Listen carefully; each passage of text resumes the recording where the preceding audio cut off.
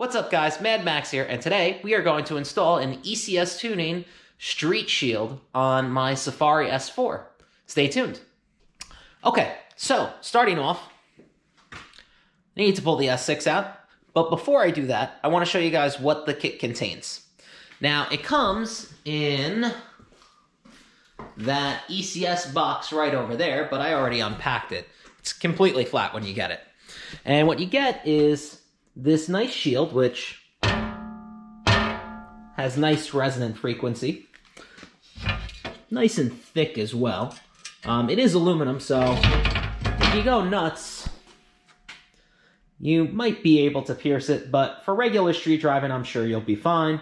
And for the light off-roading that I'll probably do, I'm sure it'll be fine as well. It also comes with a big old bag of hardware. Instructions are online. They're not printed out, which is no big deal because I'm just going to follow along on my iPad. Let's see what's in the hardware, shall we? Very slowly so that I don't spill anything everywhere. All right, so pretty straightforward stuff here. Put that bag down there. We got some clips. We got a rivnut tool that shows you how to do the rivnut. I don't know why it shows an Allen key on the back, but you actually use a regular socket. Some triple squares, which you're going to need. These metal inserts. Washers. More screws, more washers, another rivnut. Actually, 2 rivnuts. Some more screws. And that's really it. Pretty straightforward. So let's pull this thing out of the garage right now. Let me get my race ramps down and we'll get this thing up so you guys can see what's entailed in putting the Street Shield in.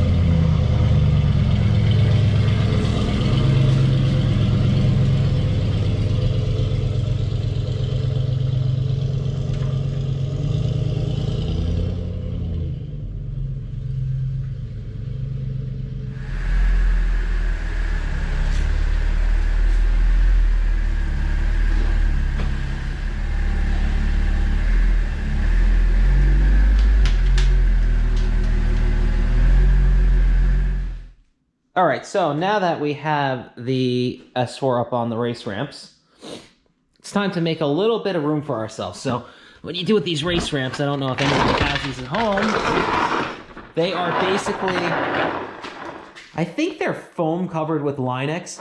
They weigh, I don't know, this piece maybe weighs all of 5 pounds.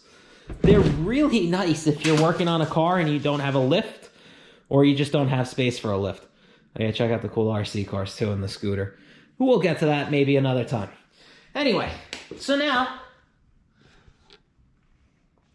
we have some room under the car. And what I'm gonna do is I'm going to grab this carpet I have here. If I can get it out from under everything without knocking it all over, which I of course do. All right, so now that I have this carpet out, which looks kind of dirty, but I use it to lie on instead of lying on the concrete floor. I'm gonna slide that nice and underneath so I have a nice comfortable work area. So let's move on to the next step. All right, so now that we're under here, step 1 is to remove the plastic tray that goes right here. Now, if you notice, there is no plastic transmission tray here. You wanna know why? Well, because it got ripped off. So I don't have to do that step. Step 2 is I need to drill out the holes right here, and same thing on the other side, with a 25/64 drill bit, which I do not possess. However, something that's 1/64 smaller is a 3/8 inch drill bit. So we're gonna just basically jiggle it around in there a little bit, and that should give me the size that I need. I'm sure it'll be fine. So let's do that right now. Okay, so I've now drilled this hole out a little bit. I basically have to ream it out a little bit so that this little nutsert here will actually fit in here. And once that's done, I can put the nutsert in and tighten it down. Okay, so now you can see the rib nut tool is in. And basically what it is, it's this metal collar with a bolt in it. And what I have to do is I have to torque this to 11 foot-pounds, this little metal thing, while holding a wrench on it. It's kind of a one-person or a two-handed job. So basically I put a wrench here and then torque that down to 11 foot-pounds, which I don't have a wrench that reads down to 11 foot-pounds. I have a torque wrench that reads to inch-pounds. So the conversion is about 140 inch-pounds to 11 foot-pounds. It's like high 130s. So that's what I'm going to do right now so you guys can see it all torqued up. So let's get going on this. Oh, come on. There you go. And you want to make sure after like a couple twists, now that it's kind of firm in there, kind of want to smack it in there and just make sure that she's in there nice and tight.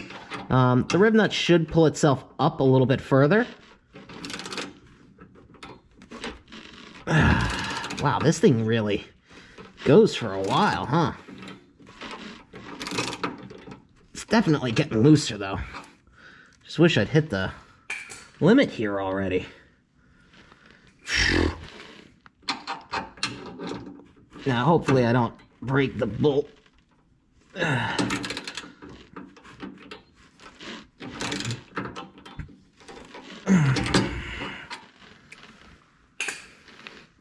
Basically, once you torque that down to 11 foot-pounds, let's not confuse anybody here, that's it. And then you pull it out.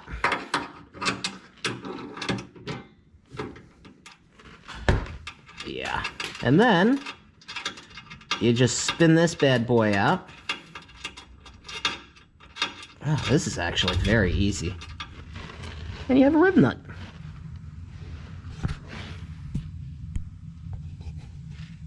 You just look at it. It's easy. Now, we're going to repeat that on the other side. I'm not going to film it because it's kind of boring. Then I'm going to remove that little screw there. And we're going to put, we got to remove these 18 mils in the front as well.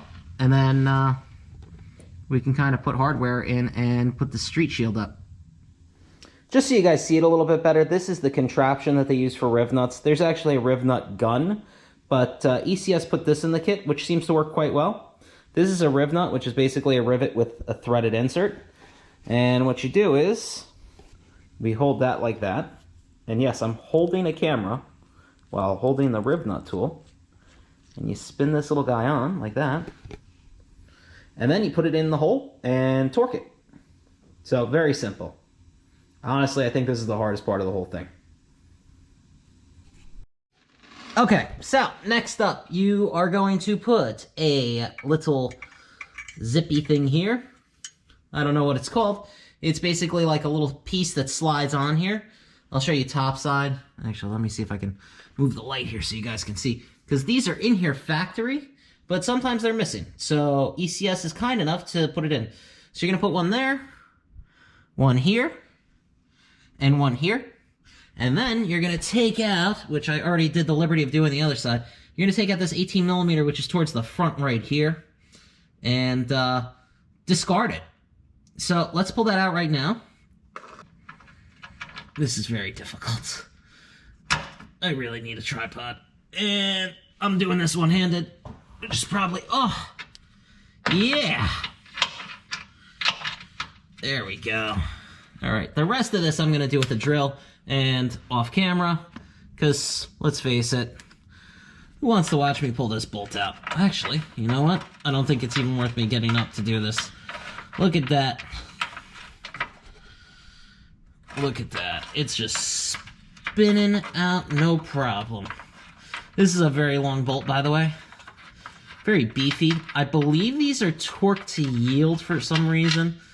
You can see it's a pretty big bolt. Let me show you those pieces on the top side, and then I'm going to grab the hardware and the street shield to shove on. These are the pieces that I was talking about. So you can see they just kind of slide onto those areas. Very simple. Next up, we're going to be sliding this under the car.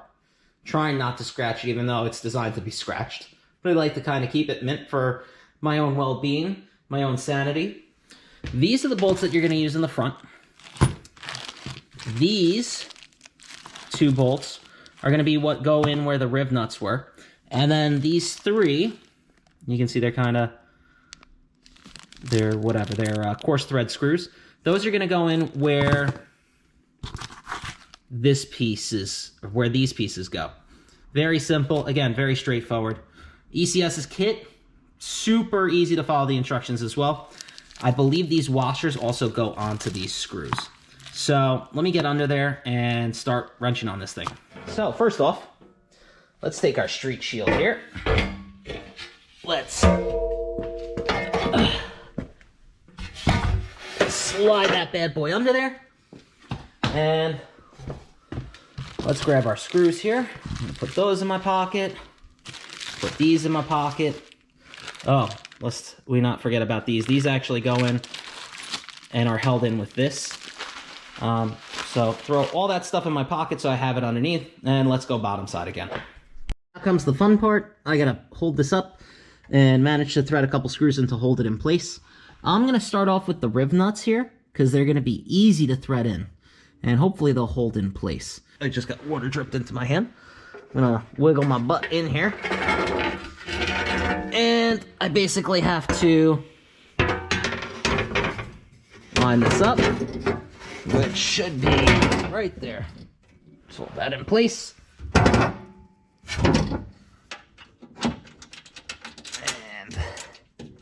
come on, you bastard. Is that a curse? That's just a New Jersey term, I think. If it's A-R-D, it's a curse. I've left this loose here. I've gotten these two Allen keys in. Right here and here. So this thing doesn't fall and hit me in the face. And what I'm going to do is I'm going to start putting the rest of these coarse thread screws in.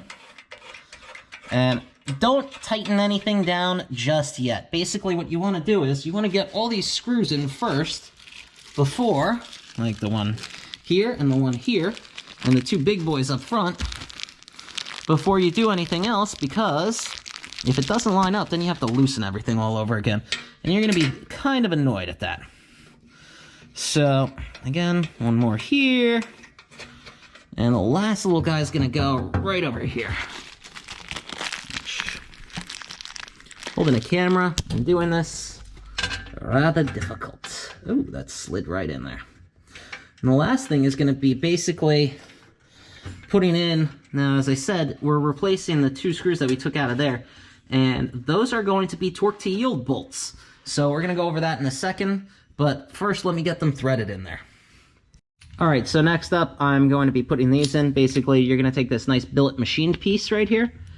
We're going to be putting our triple square through it, if I can manage to do that with one hand. Then we're going to go right here, and if you see, let's throw that through there. Oh, this makes just a wonderful, wonderful racket. Can you guys see my hand there? This is going to get better, I promise. Now, torque specs on these bolts here, which are the only two bolts that are torque to yield and actually need to be torqued, they vary from the hydraulic power steering pre-facelift cars and the electric power steering facelifted cars. And yeah, I can reach that from here. What a freaking surprise. I'm going to probably just hit this with the drill again because I'm like getting really annoyed with doing this from far away. The hydraulic power steering cars require more torque on these bolts, so I'm going to just tighten up the rest of these real quick now that I know that everything fits up there and in here. And then we're going to look up the torque specs, and I'm going to go over how to torque those things. Can't seem to get a torque to the full spec. Basically, these bolts are torque to yield, meaning you torque them to 90 Newton meters, which is about 65, 66 foot-pounds. Then you turn them either 90 or 135. So 135 degrees is 90 plus 45. 90 is pretty easy. You basically, if the wrench is here, you rotate it another quarter turn. So I'm going to finish up with that last one. And then this street shield is installed. Pretty simple. Pretty self-explanatory. The only thing you're really going to need is triple squares, which these are M14s, surprisingly. I thought the directions said M12, but whatever, I had a full set. You guys can get the triple square sets on Amazon. They're pretty cheap. I think they're like 20 bucks. And if you own a Volkswagen Audi product, get them, because there are a lot of weird triple square things in here. So let me finish this up. All right, guys, so that's it. Let me know what you guys think of this video. Like, subscribe, and hopefully I'll bring you a little bit less boring content next time. But needed to make a video on something, and I think having the skid plate on your car is probably a good idea, especially if you're going to do a little bit of off-roading like I am. So, again, thanks for watching. Like, subscribe, share, comment. I think that's it, right? Notification bell? Yeah, if you want to ring it, go for it. Thanks again.